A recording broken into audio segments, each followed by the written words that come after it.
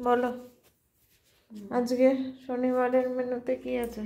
শনিবারের মেনুতে বিশেষ কিছু করিনি আজকে। কেন? তুই তো জানো শরীর ভালো নেই আমাদের, তাছাড়া আমাদের একটু একটা জিনিস কিনতে যাওয়ার কথা ছিল, বেরিয়েছিলাম। সেটা তোমাদের পরে দেখাবো, পরে বলবো। আচ্ছা, এখানে রয়েছে ভাত, একদম গরম, ধোয়া উঠছে।